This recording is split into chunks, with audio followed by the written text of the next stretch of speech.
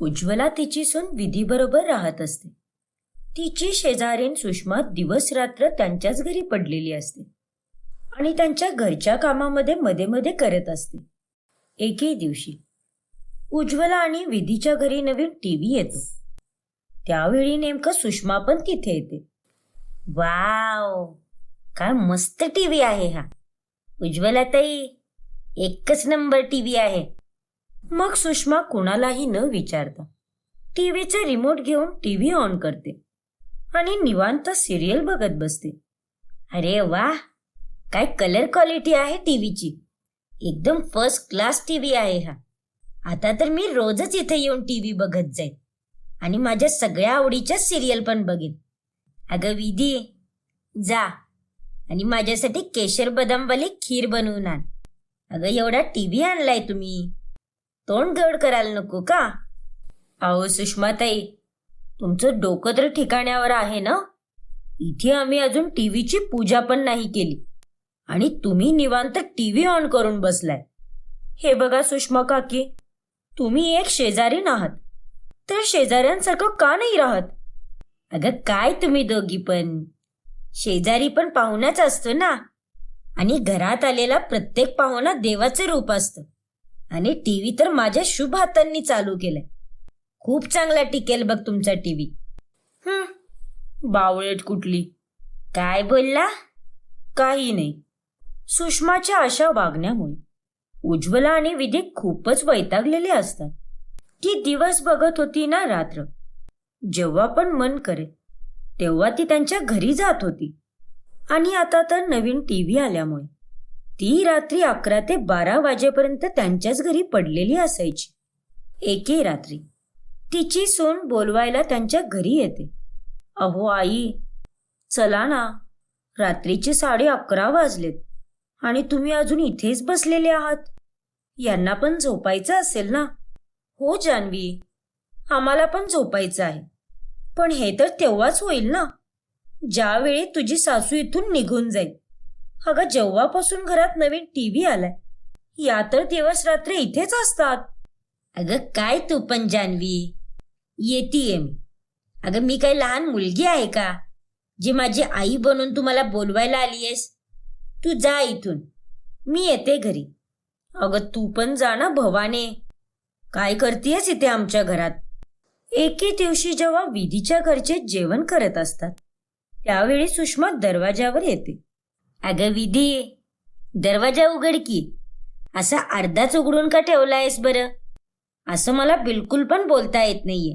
अरे वा, मस्त थंड थंड हवा येतीये. एसी चालू केलाय का?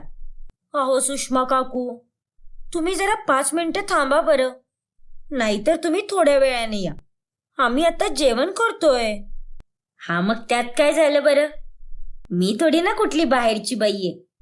दरवाजा उघड आणि माझ्यासाठी पण एक ताट लाव. आज तुमच्या घरातून तर मस्त शिऱ्याचा वास येतोय, हो ना? अहो पण. मग सुषमा दरवाजा ढकलून आतमध्ये घुसते आणि निर्लज्जप्रमाणे सगळ्यांबरोबर डायनिंग टेबलवर बसते. आता तर ती रोजच त्यांच्याकडे खायला येत असते. एके दिवशी जेव्हा विधी आणि तिचा नवरा रमण दोघे जण बाहेर फिरायला चाललेले असतात त्यावेळी तिची सासू सासरे दोघे पण एक रोमॅन्टिक टाइम स्पेंड करत असतात. अगं उज्ज्वला, आज किती दिवसानंतर आपण दोघं एकटा आहोत घरात. मला तर खूपच छान वाटतंय तुझ्याबरोबर. अहो काय तुम्ही पण या वयात पण किती रोमॅन्टिक बोलताय. अगं माझी प्रिये, रोमॅन्सला काहीच वय नसतं. चल आता लाजू नकोस आणि माझ्या डोळ्यांमध्ये बघ. मग दोघे जण एकमेकांना बघतच असतात की त्यावेळेला घरची बेल वाजते आणि तिथे सुषमा आलेली असते. अहो सुषमाताई, तुम्ही इथे काय करताय?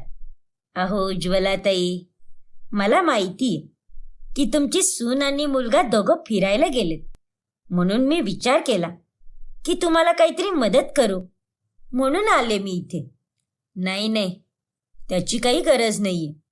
गरज लागलीच तर मी तुम्हाला बोलवून घेईन, ठीक आहे ना? जा आता इथून. अहो पण बाय बाय. मग सुषमा आणि कमलेशचा रोमॅन्स परत चालू होतो.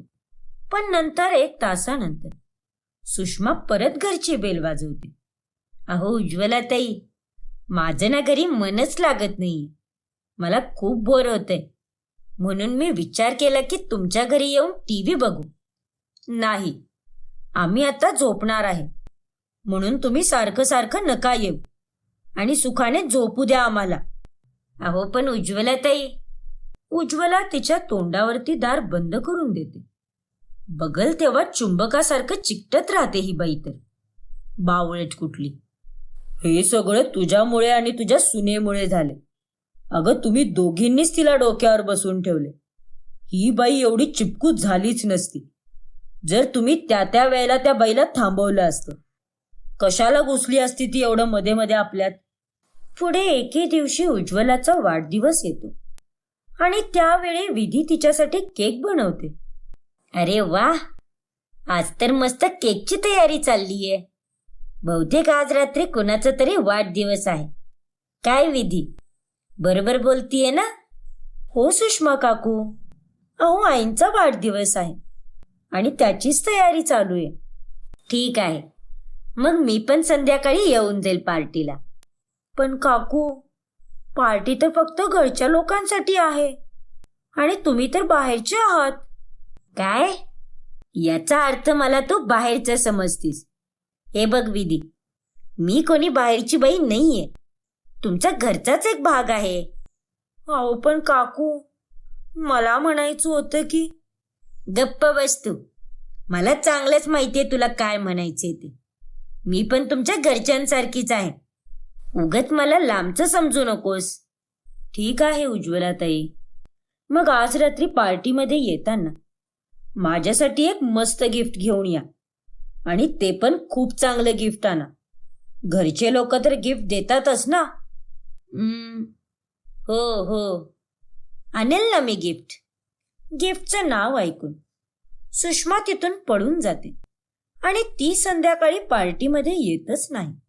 अहो आई, गिफ्टचं नाव घेतल्यामुळे या सुषमा काकू तर आल्याच नाहीत. हो विधी, म्हणूनच मी तशी बोलले होते. अगं खूपच चॅप्टर आहे ती, पण तिला नाही माहिती की मी तिच्यापेक्षा पण जास्त चॅप्टर आहे. मग एके दिवशी दुपारी सुषमा घराची बेल वाजवत असते, पण तिच्यासाठी कोणीच दरवाजा नाही उघडत. या सुषमा काकू तर खूपच डेंजर आहेत. कधीपासून बेल वाजवत आहेत. वैतागच आणून सोडलाय यांनी तर. अगं जाऊ दे विधी, लक्ष नको देऊस तिच्याकडे. अशी बेल वाजवत ती इथे किती वेळ थांबणार आहे? वाजून वाजून दमली की तिच्या घरी परत निघून जाईल. कधीपासून बेल वाजवतीये मी, पण कोणीच दरवाजा उघडत नाहीये. बहुतेक सगळेजण झोपले असावेत. मग दुसऱ्या दिवशी, अहो उज्ज्वलाताई, काल मी तुमच्या घराची बेल किती वेळा वाजवली, पण कोणीच दरवाजा नाही उघडला. अहो सुषमाताई, आमच्या घराची बेल खराब झालीये म्हणून आम्हाला काही ऐकूच नाही आलं. तेवढ्यात घराची बेल वाजते. बेल तर चालू आहे पण. अगं आजच तो माणूस येऊन बेल ठीक करून गेला. आता मगाशीच चालू झालीये ती. अच्छा, असं आहे का?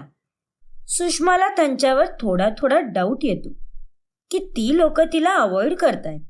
पुढे एके दिवशी जेव्हा ती चौघेजण जेवायला चाललेले असतात त्यावेळी सुषमा पण हट्ट करून त्यांच्याबरोबर जेवायला जाते. परंतु बिल आल्यावर, अहो रमणचे बाबा, मी तर माझी पर्सच विसरले. अगं आई, तुझ्याकडे पैसे आहेत म्हणून मी पण पैसे नाही आणले. आता बिल कोण भरणार? सुषमाताई आहेत की. सुषमाताईंनी त्यांची पर्स आणलीये, त्या आपलं बिल भरतील. हो सुषमा काकू, आज तुम्हीच बिल भरा. तुमची पर्स बघून तर असं वाटते की त्यामध्ये खूप सारे पैसे आहेत. हो की नाही? हो हो, मी आत्तापुरतं बिल भरून देते, परंतु तुम्ही लोक मला उद्या पैसे परत करा. ठीक आहे ना? हो काकू, थँक्यू. मग सुषमा त्या डिनरचे पैसे भरते आणि मग दुसऱ्या दिवशी निर्लज्जप्रमाणे ती त्या लोकांकडे पैसे मागायला येते.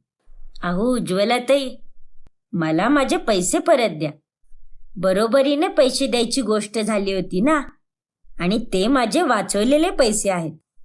अहो काकू, हे तुम्ही काय बोलताय? तुम्ही तर आमच्या घरच्यांसारखे आहात ना. मग आपल्या लोकांकडून पण कोणी पैसे मागतं का? हो, माझी सून एकदम बरोबर बोलतीये. अगं, दिवस रात्र आमच्या घरी येऊन पडलेली असतेस तू. किती टीव्ही बघतेस? अर्ध बिल तर तुझ्या टीव्हीमुळेच येतं आमच्या घरी. आणि राहिला प्रश्न खाण्यापिण्याचा, तर घरामध्ये कोणती नवीन डिश बनली नाही की त्याचा वास घेत कुत्र्यासारखं तू आमच्या घरी येऊन पडतेस. आणि राहिला प्रश्न खाण्यापिण्याचा, की घरामध्ये कोणती नवीन डिश बनली की त्याचा वास सगळ्यात पहिला तुझ्या नाकापर्यंत पोचतो. अहो, तुम्ही आमच्या आयुष्यात तर असं चिकटून गेलाय जसं एखादं चॉकलेट दातामध्ये चिकटून जातं. चिपकू शेजारीन कुठली. आणि आता तुम्ही आमच्याकडून पैसे मागताय? अगं पण विधी, उज्ज्वलाताई, बास, खूप ऐकलं आजपर्यंत तुझं. परंतु आज तुझं बोलणं ऐकायची इच्छा नाहीये आमची. अगं, आम्ही चौघं पण एकाच घरात राहून एकमेकांना त्यांची स्पेस देतो. परंतु तू तू तर दिवस सुरू झाला नाही की पहिला आमच्या घरी येऊन बसतेस. दरवाजा बंद असेल तर तो जबरदस्ती उघडायला लावतेस. आणि हे घे तुझे पैसे. तुझे पैसे खाऊन आम्हाला कोणतं पाप नाही करायचं. आणि हो, यापुढे एक गोष्ट लक्षात ठेव. परत तुला जर आमच्या घरी यायचं असेल तर एक चांगली शेजारी बनून ये. उगाच रोज रोज तोंड घेऊन येऊ नकोस इथे. कारण असं न बोलवता कुणाच्याही घरी जाणाऱ्याची काहीच किंमत नसते. ठीक आहे उज्ज्वलाताई. मग त्या दिवसानंतर सुषमा त्यांच्या घरी जायचं खूपच कमी करते आणि तिच्यामुळे होणाऱ्या सगळ्यांच्या डोक्याचा ताप पण मिटून जातो. चारूच्या घरी तिची नवविवाहित सून रितिका आलेली असते. रितिका तशी तर खूप गुणी आणि गोड स्वभावाची असते, पण रात्र झाल्यावरती सगळीकडे गोंधळ घालत असते. रात्री जेव्हा सगळे झोपी जातात तेव्हा रितिका झोपेतून उठून घराजवळच्या स्मशानात जायला लागते. आम्ही जेतो मा, शुद्ध जेतो मा, आम्ही जेतो मा. नाईट ड्युटीवर जाणारे शेजारी श्रीकांत आणि सुमन रितिकाला अशा प्रकारे स्मशानात जाताना पाहून खूप घाबरून जातात. हे काय, ही तर रितिका आहे ना? पण ती एवढ्या रात्रीची अशी स्मशानात का जातीये? दुसऱ्या दिवशी श्रीकांत आणि सुमन हे दोघेही रितिकाच्या घरी जातात आणि तिच्या सासूबाईला आणि देवला सगळ्या गोष्टी सांगतात. पण ते त्याकडे फारसं लक्ष नाही देत. असेच काही दिवस निघून जातात. आता दररोज कोणी ना कोणी रितिकाला रात्री स्मशानाकडे जाताना पाहत असतात आणि येऊन तिच्या सासू आणि नवऱ्याला सांगतात, बेटा देव, आता आपण सोक्षमोक्ष लावूनच टाकू बघ. आज रात्री आपण दोघं पण जाऊन बघू की रितिका खरंच स्मशानात जाते की नाही ते. हो आई, तू अगदी बरोबर बोलतीयस. मग देव आणि चारू दोघेही रात्रभर जागतात. तेवढ्यात त्यांना रितिका स्मशानाकडे जाताना दिसते. तिला पाहून दोघेही खूप शॉक होतात.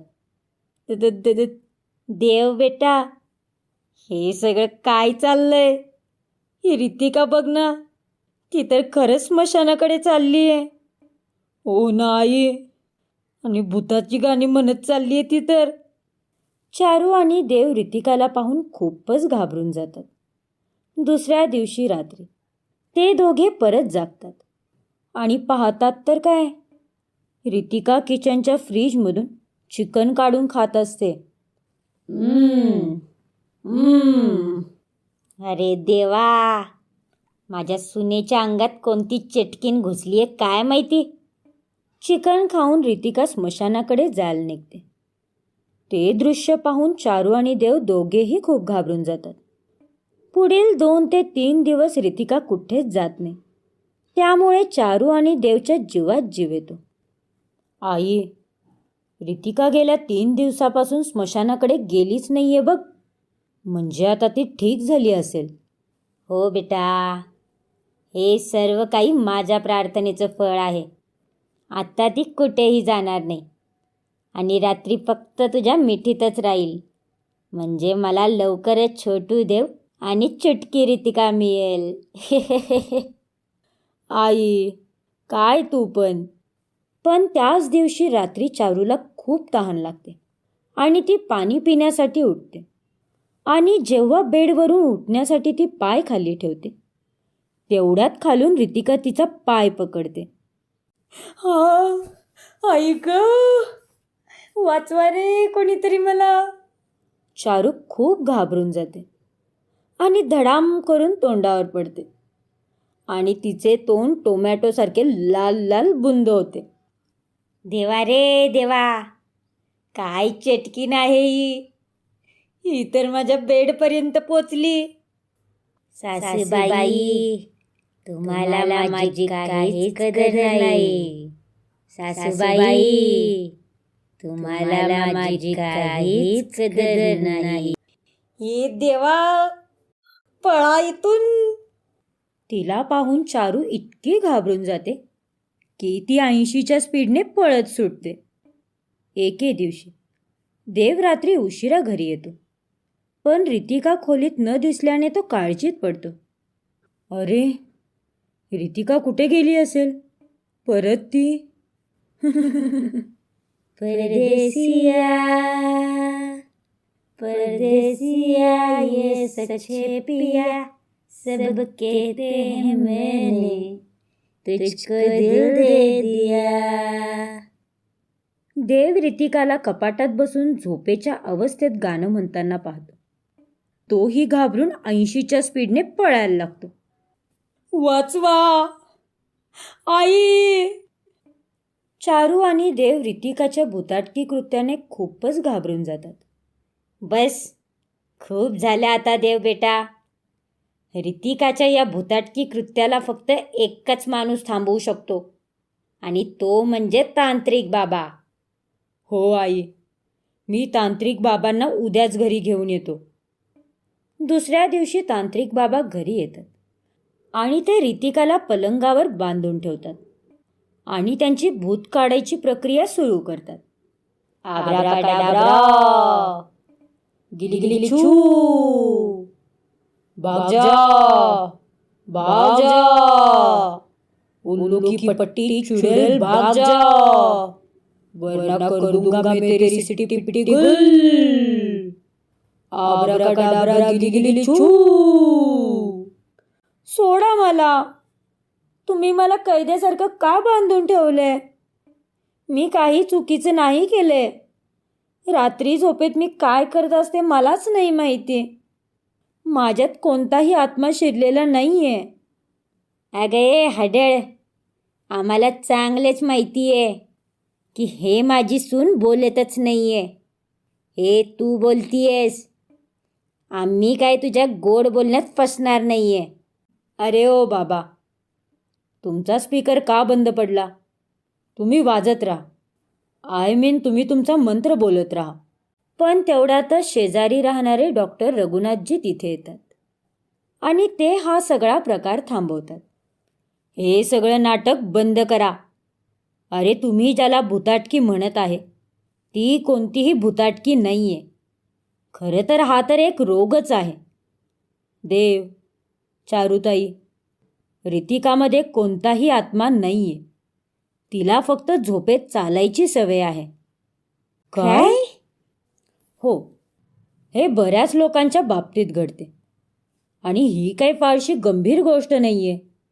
फक्त स्वप्नात धोका एवढाच असतो की त्या व्यक्तीने काही चूक करू नये, जसे की स्वतःला किंवा दुसऱ्याला इजा पोहोचवू नये. तिने तसे काहीच केलेलं नाहीये, आणि जर तिने तसं काही केलं तर ती मात्र काळजी करण्यासारखी गोष्ट आहे. डॉक्टरांचं म्हणणं ऐकून चारू आणि देव शॉकच होतात. जर असंच असेल तर रितिका रोज रात्री स्मशानात का जाते? अरे देव बेटा, हे अगदी सामान्य आहे. घराच्या बाजूने जाणारी वाट स्मशानाकडेच जाते. माझ्या बायकोने मला हे सगळं सांगितलं, म्हणूनच मी इथे आलो आहे. मुख्य म्हणजे मी तिच्यावर उपचार करेन. तिची ही सवय म्हण किंवा हा आजार म्हण, मी तो पूर्णपणे बरा करू शकतो. रघुनाथच्या उपचारांमुळे रितिका ठीक होऊन जाते आणि तिची झोपेत चालायची आणि बोलायची सवय पण बंद होऊन जाते आणि ती तिच्या सासू आणि पतीसोबत आनंदाने राहू लागते.